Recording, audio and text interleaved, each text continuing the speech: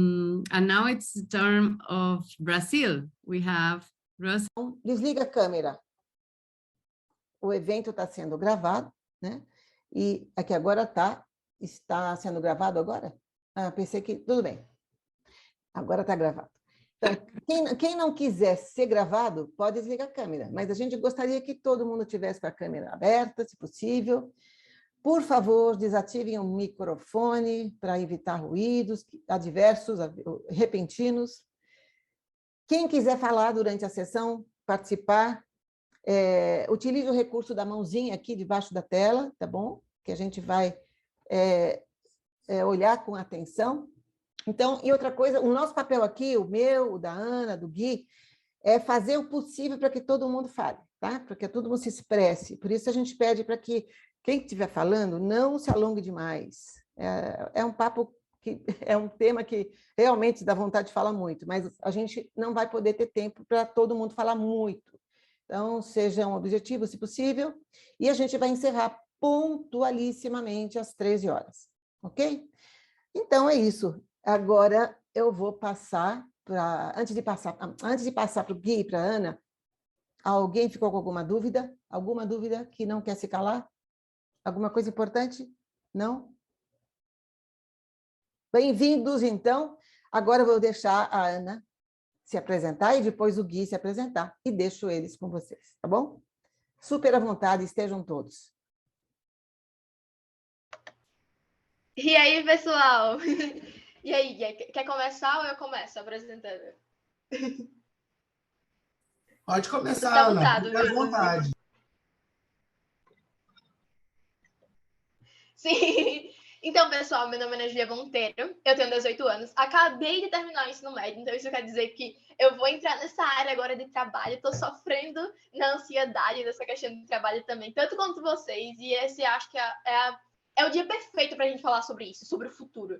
Porque quando a gente pensa em futuro, a gente pensa o quê? Em carros voadores, em coisas incríveis, mas quem desenvolve essas coisas? São as pessoas que trabalham com isso, são os profissionais. Então, são esse tipo de pessoas que a gente vai querer se tornar no futuro, nós jovens, certo?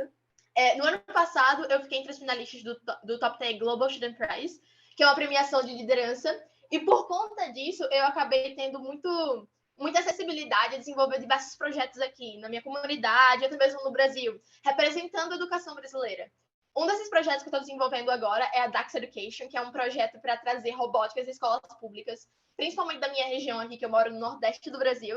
Então, a gente está no processo de trazer cerca de 500 kits para uma das capitais aqui do Nordeste. Então, vai ser muito massa esse projeto.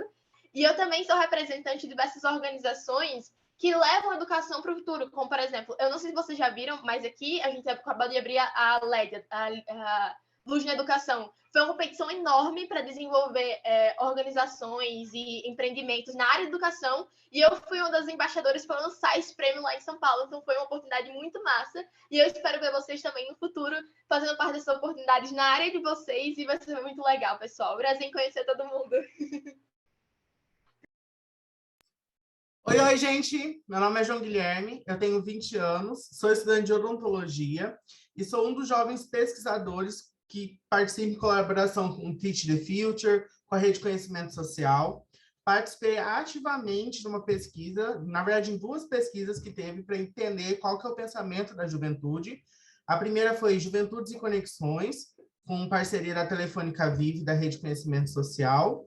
E a segunda foi agora, durante esse período da pandemia, tivemos 2 edições, que é Juventudes e a Pandemia do Novo Coronavírus. Recomendo vocês darem uma olhada, verem mais ou menos o que a gente tentou buscar, tentou trazer e tentou dar voz à juventude nesse período. Então, eu sempre trabalhei com isso, com tentar ser um dos porta-vozes da juventude, e estar nesse evento pela segunda vez assim, para mim é uma honra enorme. Agradeço a Rosa pelo convite e agradeço a todos vocês que estão aqui participando com a gente.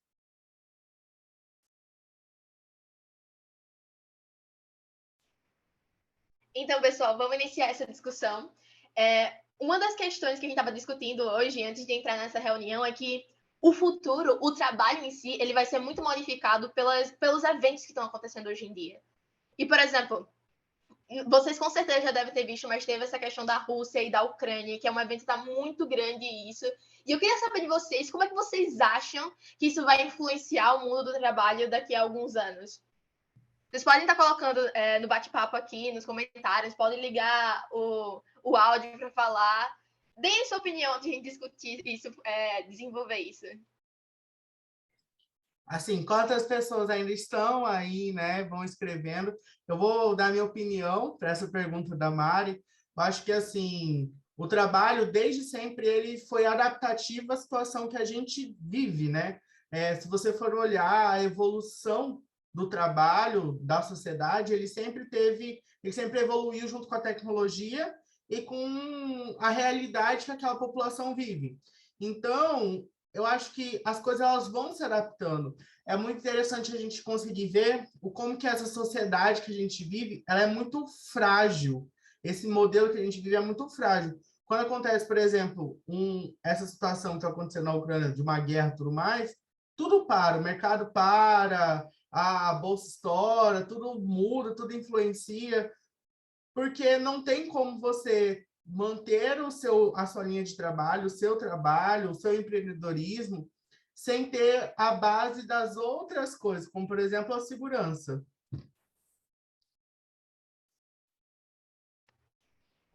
E é interessante a gente pensar também que esse tipo de guerra está influenciando muito o nosso dia a dia, sabe? Até mesmo quando você entra numa rede social, você está vendo que todo mundo está falando sobre isso.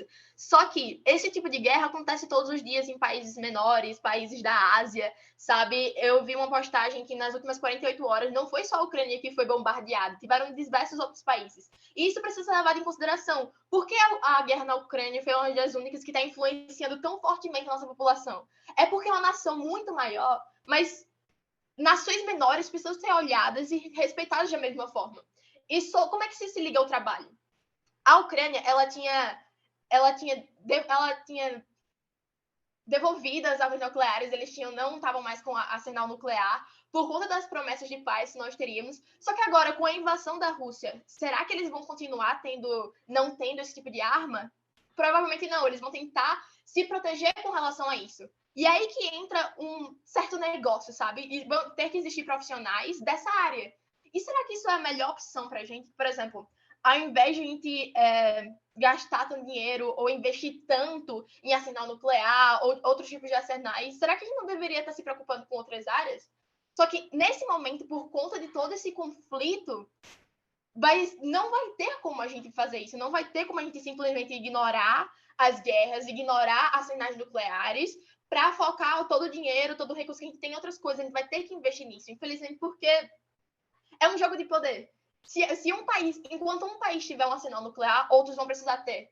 Porque senão, de um dia para o outro, aquele país pode simplesmente querer atacar os outros por conta de motivos políticos e ninguém vai se proteger. Mas será que essa é a maneira certa da gente gastar nossos recursos?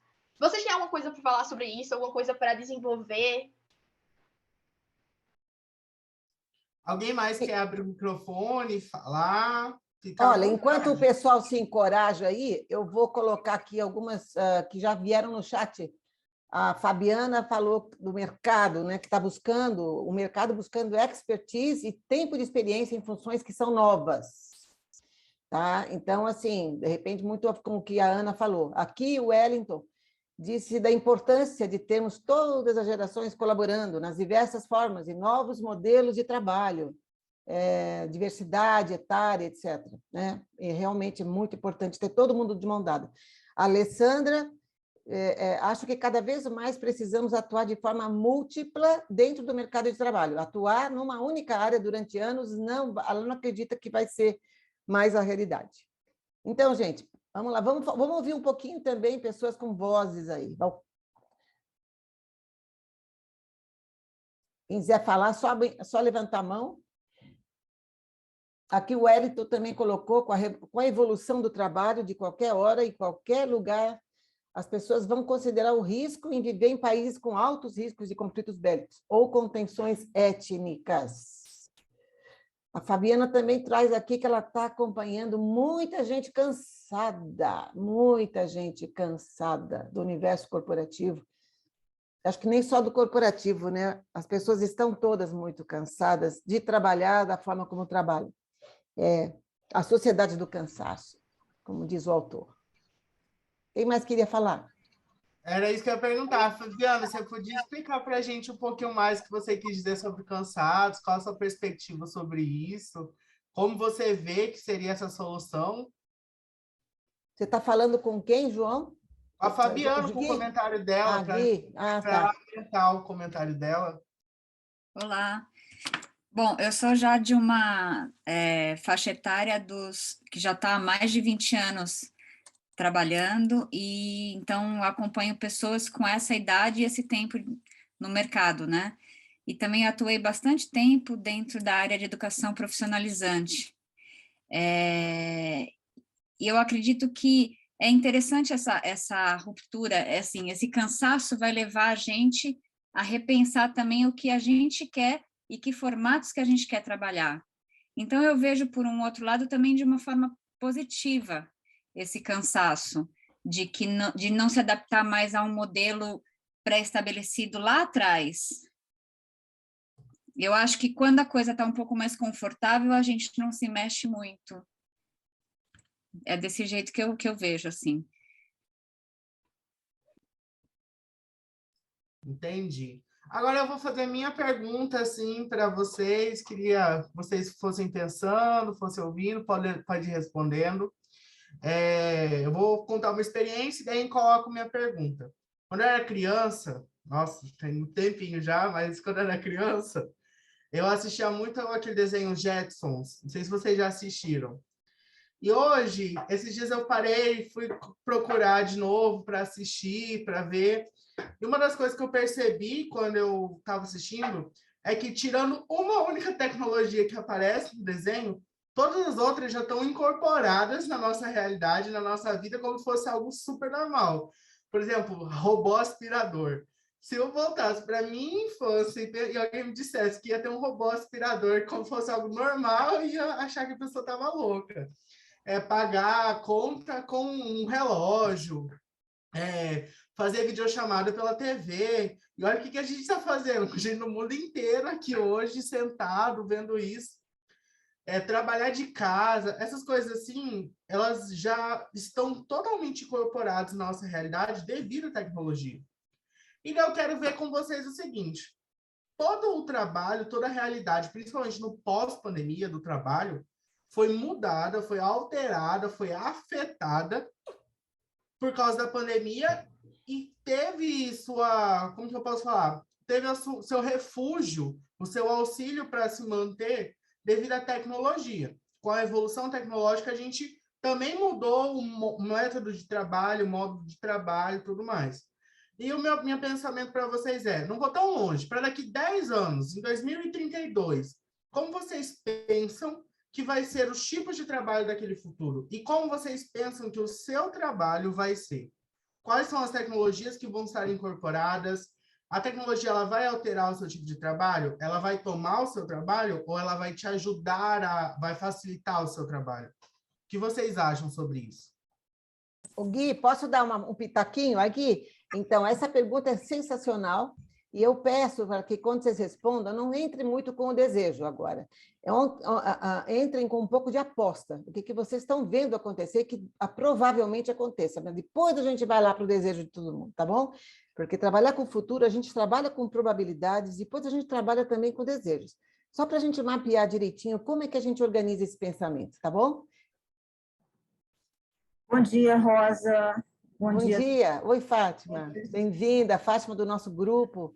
Obrigada pela oportunidade. Queria colocar um ponto aqui, João, que eu acho que é para todos nós pensarmos.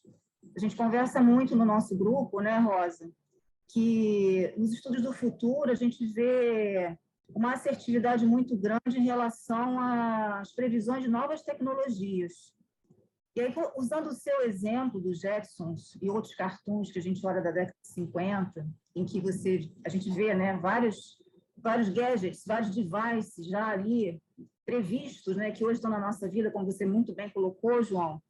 Mas, se a gente for reparar no detalhe, a gente percebe que, em relação ao comportamento humano, não é tão simples assim a gente entender o que vai acontecer no futuro, porque talvez a gente ainda tenha alguns preconceitos inventados e ache que alguns comportamentos vão se manter. Então, quando a gente percebe aqueles desenhos do passado, da década de 50, se a gente for observar, ainda tem as mulheres submissas, ainda tem as pessoas fumando dentro de casa, ainda tem algumas situações que são impensáveis no dia de hoje, porque, de fato, a humanidade evoluiu, graças a Deus, graças a todos nós, seres humanos. Eu acredito que nós temos como superar, e de verdade, toda essa adversidade que estamos vivendo. Só depende de nós, de verdade, de nos unirmos. Mas, assim, também acho que a gente tem uma dificuldade muito grande de observar de forma como que as pessoas realmente estão lidando com todas as dificuldades que estão vivendo, sabe? Acho que a gente tem que ser, de fato, um pouco mais humano em relação às questões que estão acontecendo. Então, o meu ponto é sobre isso. Para a gente fazer qualquer tipo de estudo do futuro, a gente tem que ter uma observação muito sensível, né, Rosa? Rosa, que é uma especialista nisso, minha mestra, que eu super admiro. Então, acho que é um trabalho muito sério, muito necessário, e nós precisamos de muito diálogo intergeracional de verdade para evoluir nesse quesito.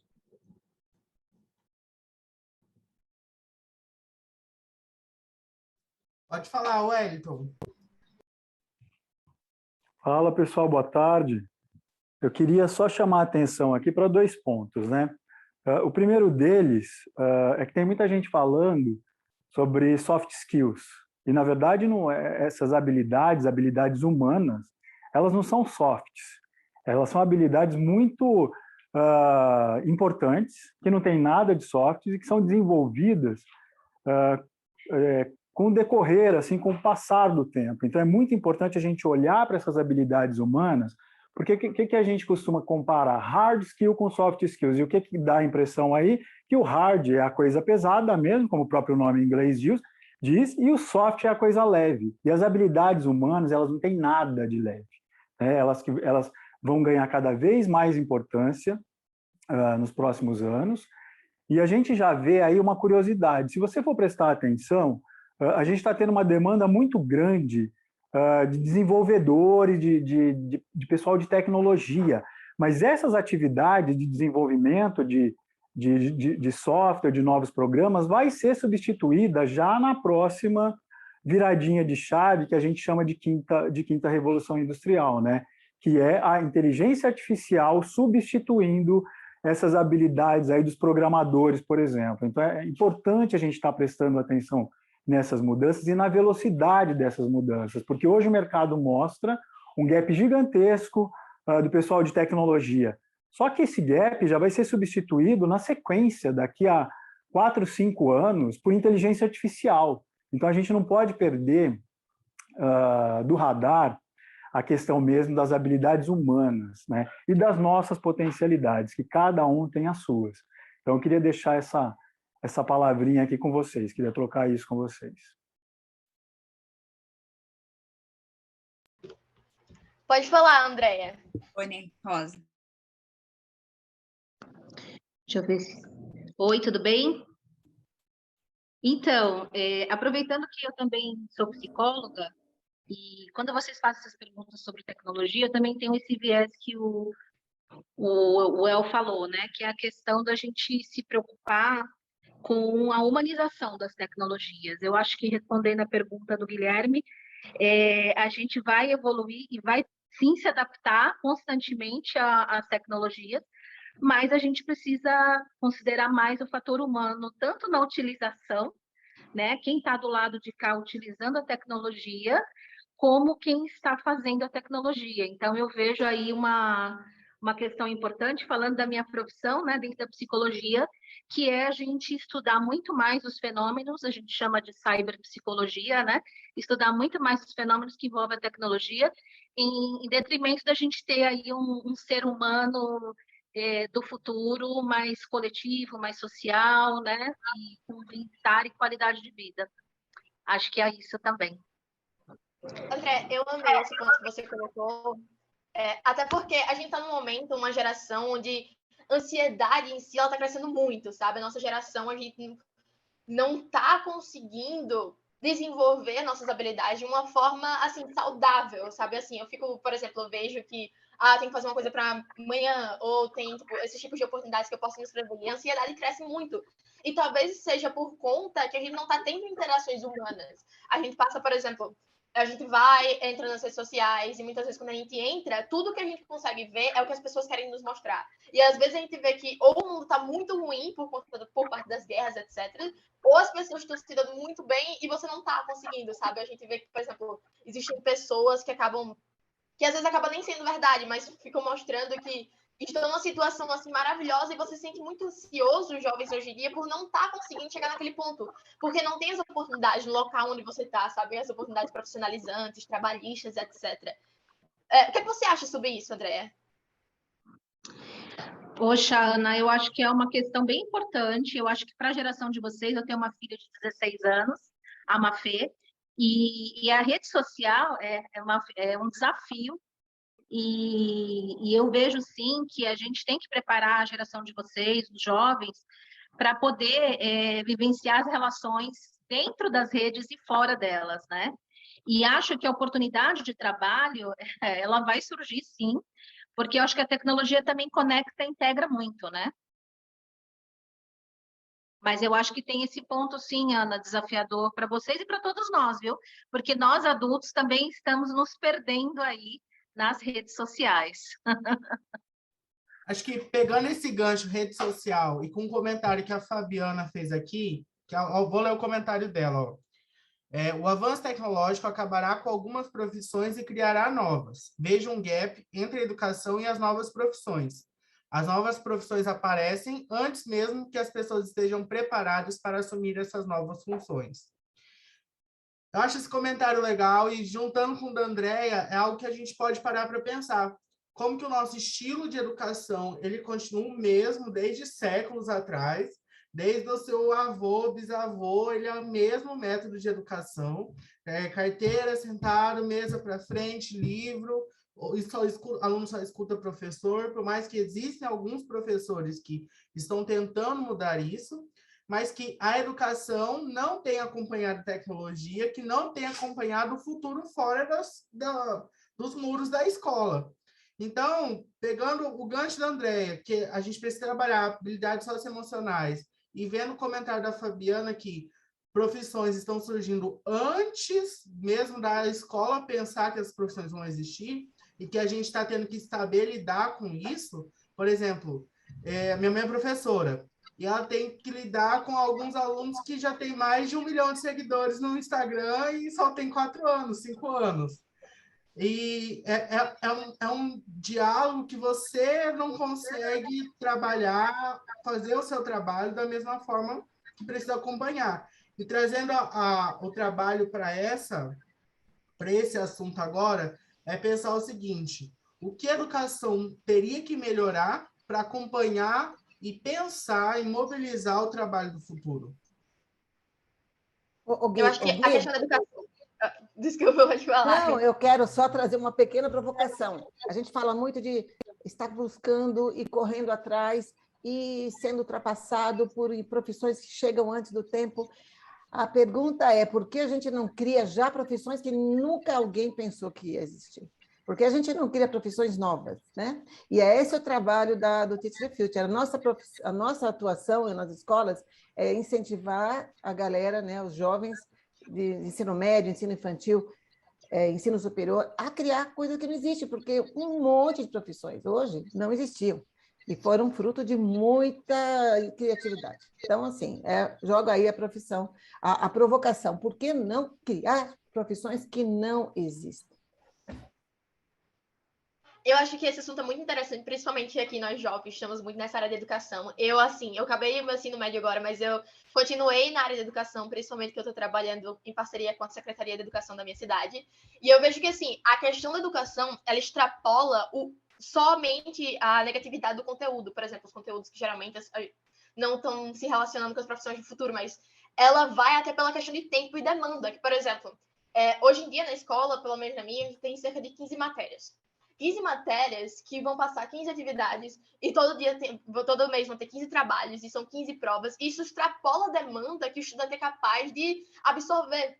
E muitas vezes ele acaba não conseguindo produzir outras coisas que levam criatividade, ou criar coisas. Como, por exemplo, com o início da quarentena, eu vi que muitos dos meus amigos, como eles não precisavam, que muitas vezes acabaram não conseguindo assistir todas as aulas, eles tiveram um tempo maior para se concentrar em outras coisas, eles acabam criando coisas incríveis. Como, por exemplo,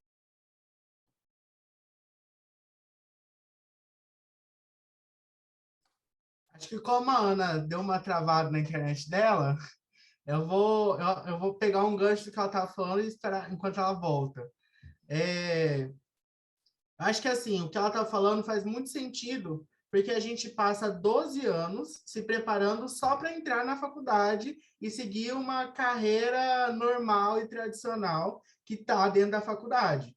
A gente fica dos 6 aos 18, meio que se preparando, se organizando para conseguir entrar na faculdade.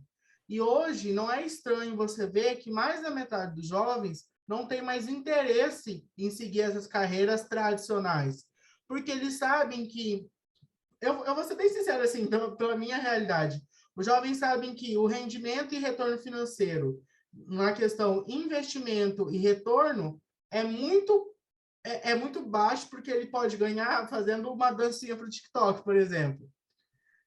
Hoje, a gente tem essas novas profissões que muita gente não entende o que são, quais são, muita gente não sabe como vem o retorno financeiro dessas profissões, mas elas estão aí.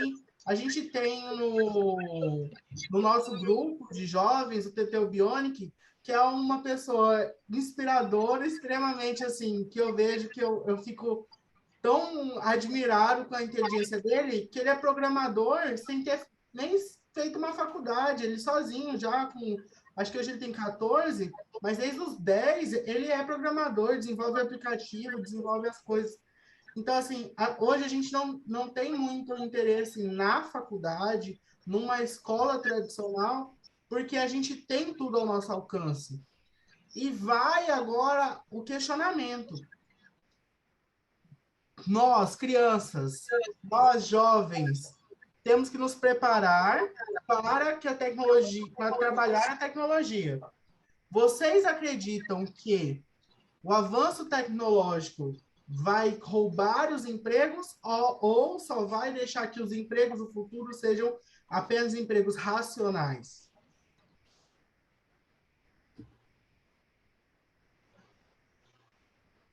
Ana, você pode terminar de falar. Sim, eu acabei caindo, pessoal. Continuando aquela história, esse meu amigo, ele conseguiu criar uma coisa incrível. E, assim, outro amigo meu, uma amiga minha, eles desenvolveram uma empresa de design. Então, foi uma coisa que cresceu muito nessa área da quarentena, porque muitas pessoas acabavam não tendo empresas fixas, elas estavam tendo empresas online, que era onde as pessoas estavam comprando. E esse mercado cresceu muito, sabe? E o que acontece? Esse ano, as aulas voltaram a ser presencialmente. E ele tá passando pelo momento que ele não tá conseguindo ter o mesmo rendimento no trabalho dele, porque ele já tem a empresa dele, sabe? Ele já tava ganhando, tipo, um salário bem considerável, e ele não tá conseguindo fazer a mesma coisa pelo fato de que a escola voltou, sabe? Então eu fico pensando, o que a gente tá fazendo com a escola, que a escola se tornou uma coisa que tá dificultando o futuro de quem já tá desenvolvendo o seu próprio caminho agora, sabe? O porquê ela tá fazendo isso. Isso não devia acontecer. E eu acho muito interessante o que a Fabiana estava trazendo, é que a gente não tá conectando as nossas aulas, por exemplo, com o que na realidade a gente vai estar utilizando no futuro. Porque, assim, a gente tem 15 matérias. Será que essas 15 matérias serão sempre utilizadas em alguma profissão? Por que a gente não poderia escolher, ou até mesmo poderia utilizar, ao invés de fazer uma prova, que é só, tipo, uma nota num papel, um papel que você responde algumas perguntas pré-programadas, porque você não cria algo real, do mundo real, para fazer isso? Que, por exemplo, a função da educação é criar jovens, é desenvolver humanos para resolver problemas da humanidade. Então, por que a gente não está fazendo isso desde o ensino fundamental? Desenvolvendo aquelas crianças para desenvolver projetos que resolvam problemas da nossa humanidade.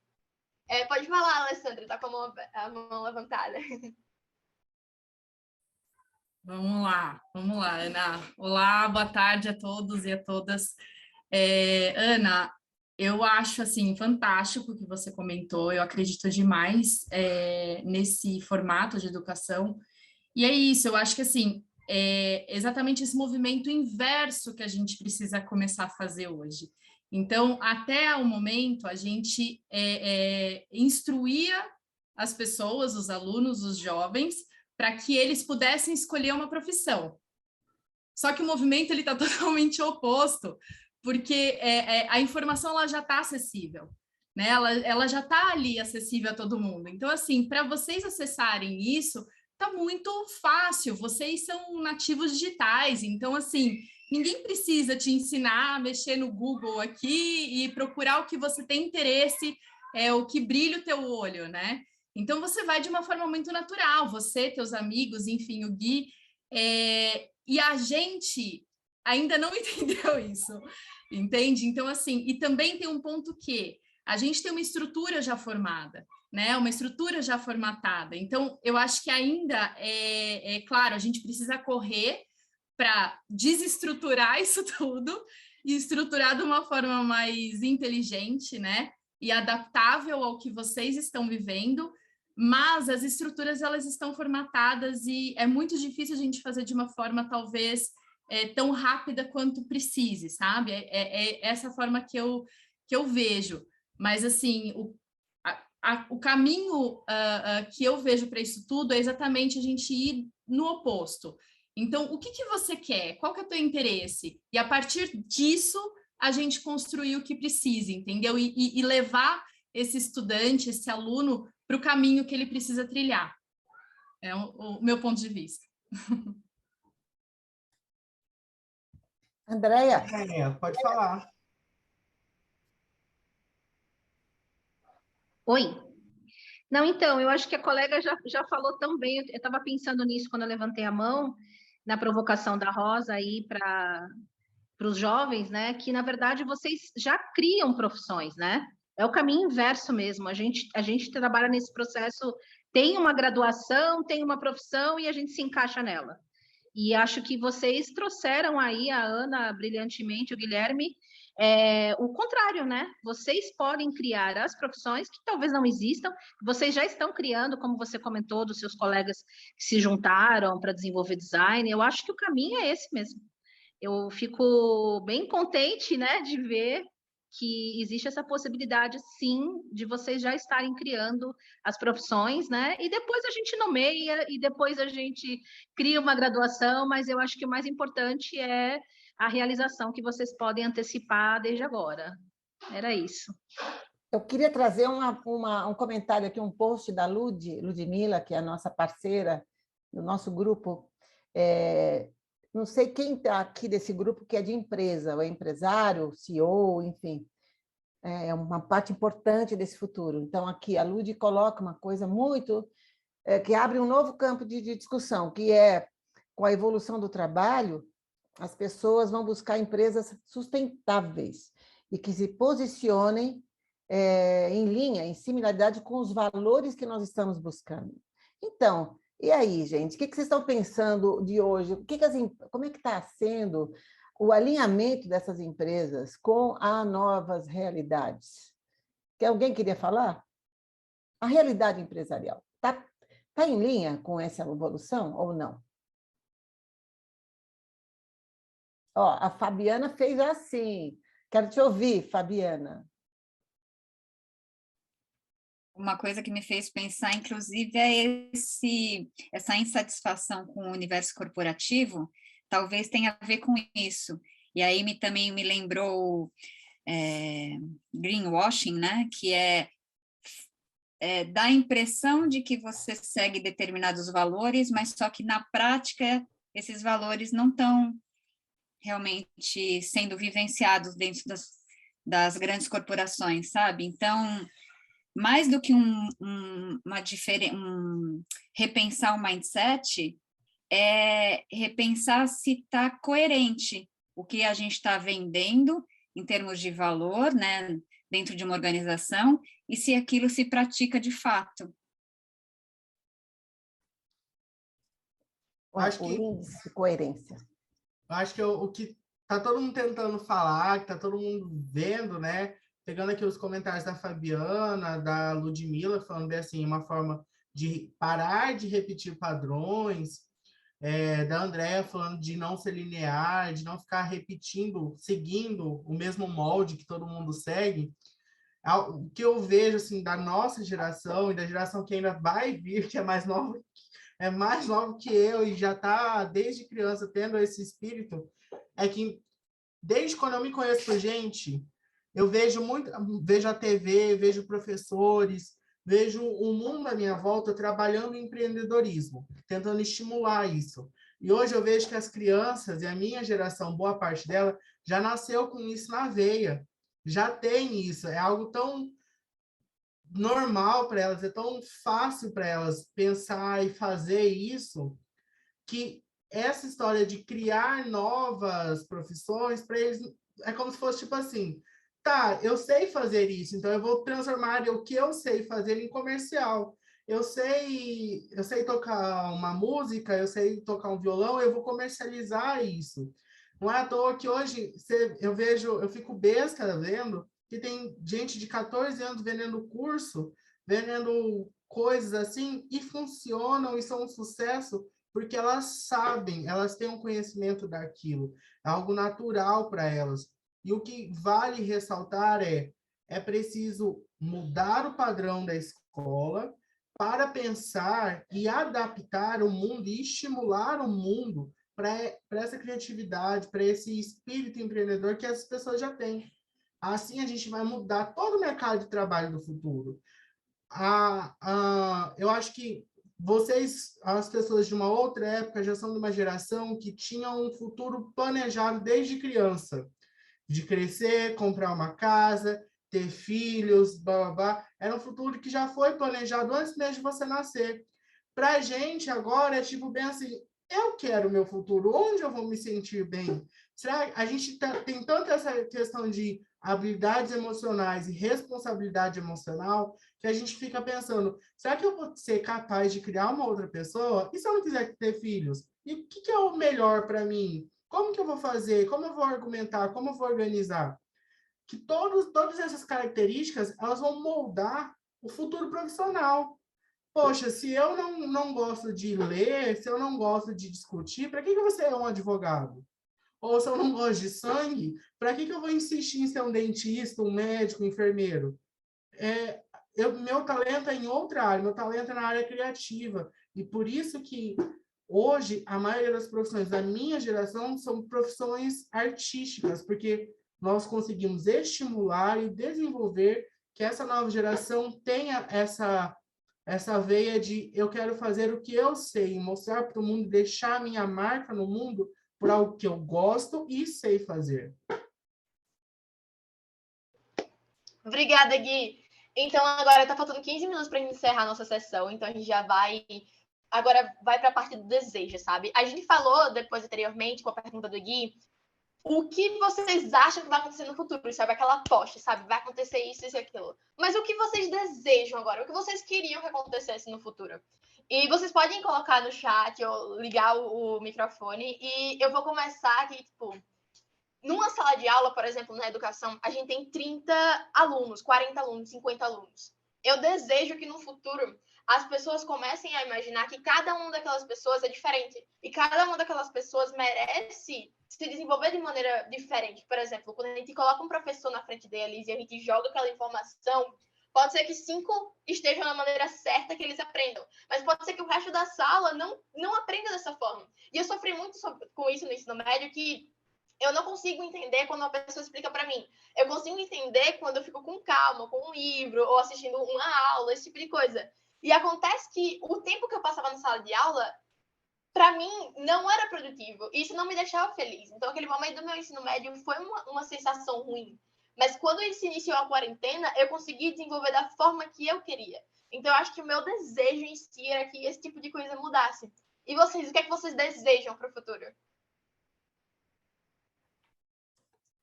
Ana, enquanto as pessoas estão pensando, eu quero aqui pensar umas coisas, umas manifestações no chat. Não vai dar para falar de todas, mas todas estão sendo registradas, são impressionantes, lindas, maravilhosas. Tem uma aqui que me pegou, que é da Fabiana.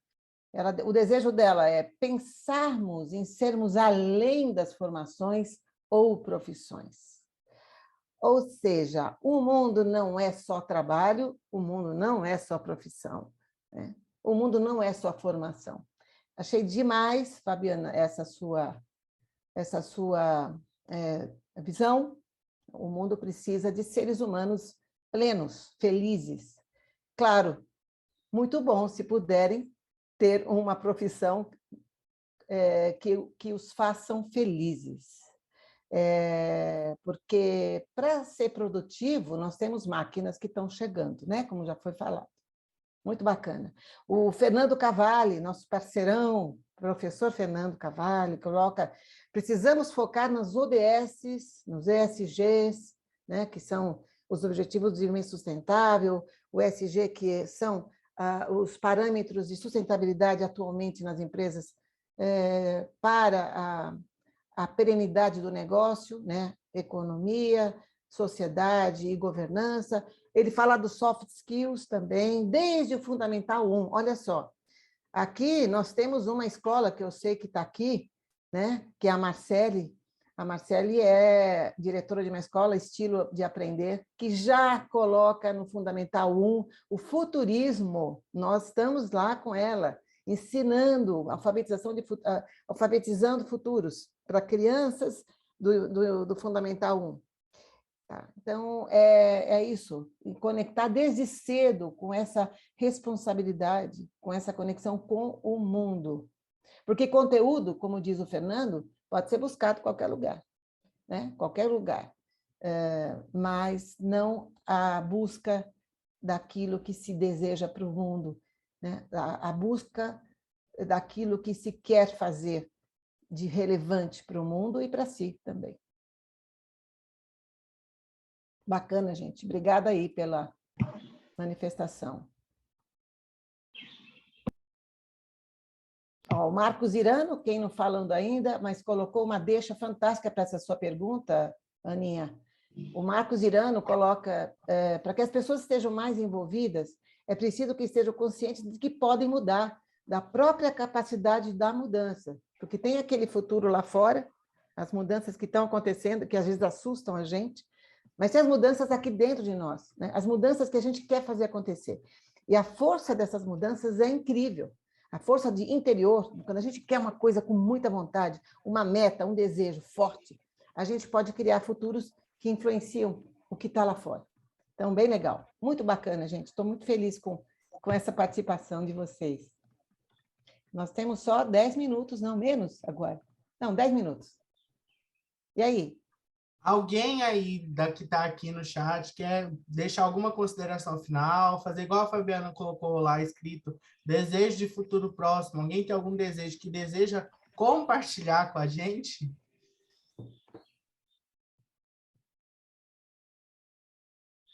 Alessandra, Andréia, Desejos juntos, juntando, colando todos os desejos aqui. Imagina só que mundo vai nascer daqui. Todos esses desejos colados, integrados, entre gente mais velha, gente mais nova.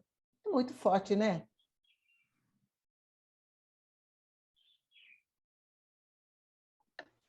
Eu achei interessante uma reflexão da Oriana. Pode falar. Perdão. Eu para contribuir um pouquinho aí com o pessoal, eu desejo de verdade um futuro mais corresponsável, sabe? A gente sim olhar o indivíduo, mas sem ser egoísta, né? Então, é um pouco diferente, né? Você olhar para o indivíduo e, enfim, e desenvolver a individualidade, mas sem deixar de cada um co-participar dentro desse universo que a gente vive, né? Então, a partilha, você contribuir com o outro, você contribuir com o desenvolvimento do outro e, ao mesmo tempo, também receber esse tipo de contribuição, só faz a gente crescer e só faz cada um conseguir observar um pouquinho aí do ponto de vista dentro de um todo, né? Então, eu acho que isso só tende a dar certo. Acho que esse é o meu desejo. Que bom. A Oriana levantou a mão. Oriana, bem-vinda, que bom ter você aqui. Oriana, grande pesquisadora da educação. Grande Tudo amiga, bom, parceira. gente? Eu estou assim apaixonada pelo todo o debate, tudo aqui. Vocês estão de parabéns. Realmente, está muito gostoso. Eu acho que tem várias sementes assim que vão incentivar um novo futuro na educação. A gente está precisando, então acho sensacional. Eu tenho uma pergunta que é assim, a gente fala, bom, que a própria pessoa, o próprio jovem, monte, né, sua forma de conhecimento, enfim, que vá atrás. Mas tem muito jovem, tem muitas pessoas, adultos também, que não sabem muito bem para que lado ir, entendeu? Então, nesse caso, como é que seria uma educação para essas pessoas? Porque a que a gente está colocando é fundamental, mas a pessoa precisa ser conectada, criativa, enfim, tem que ter algumas competências e traços de personalidade que realmente auxiliem, que ajudem. Mas quando você sabe, aquela pessoa que fica assim, meio molenga, e que, eu não sei o que eu quero fazer da vida, assim, como é que faz com essas pessoas? Como é que fica a educação para elas? Olha, linda pergunta. O El levantou a mão aqui. Wellington. Você quer falar antes, Ana? Oi. Vou falar rapidinho. Eu acho que a gente tem uma questão aí que é muito importante. A gente tem que investir muito tempo em autoconhecimento, que a gente só consegue agir de forma consciente se conhecendo. E a gente tem que tomar um cuidado muito grande, porque tudo hoje se fala o ser humano no centro de tudo. Human-centered design, ou seja, o homem no centro de tudo. Ser menos egocêntrico e mais ecocêntrico, trazer a vida para o centro disso tudo. Então, acho que a gente precisa olhar muito de perto para essas questões, porque o futuro só pode ser melhor atuando dessa forma, com muito autoconhecimento e reconhecendo que todos os seres vivos têm os mesmos direitos que nós, seres humanos, temos.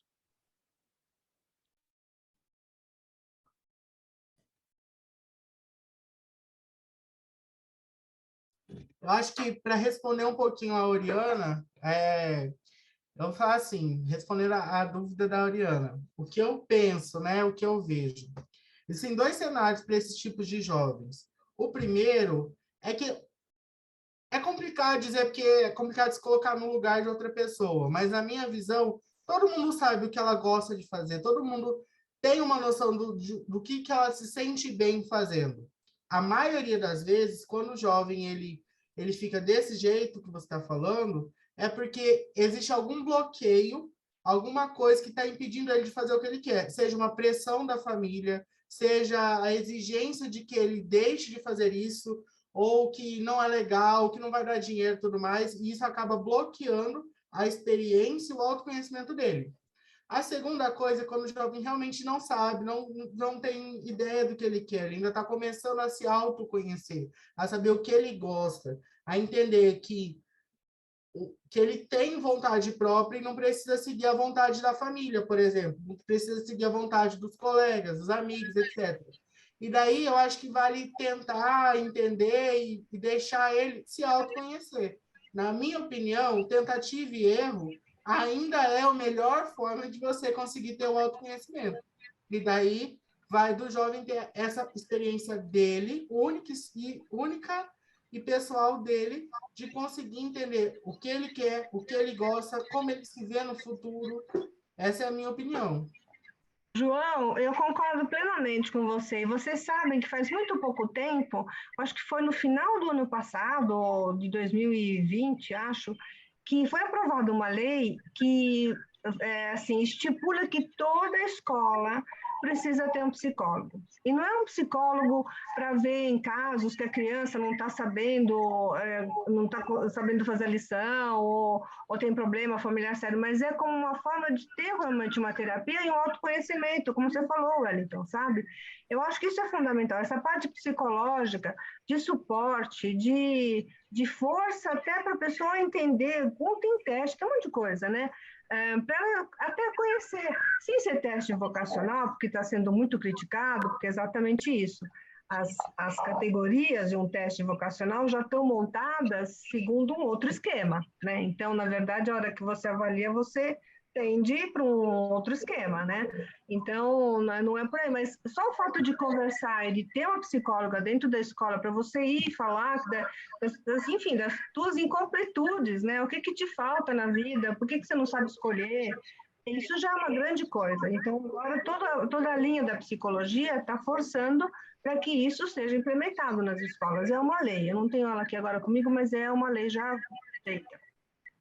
Então, é isso, a parte psicológica realmente influindo até nas escolhas, né, que a gente faz, não como uma terapia específica para alguém que não se acha no mundo, vamos dizer assim, ou que tem algum problema de aprendizagem, mas sim como uma base para sempre, para todos, né?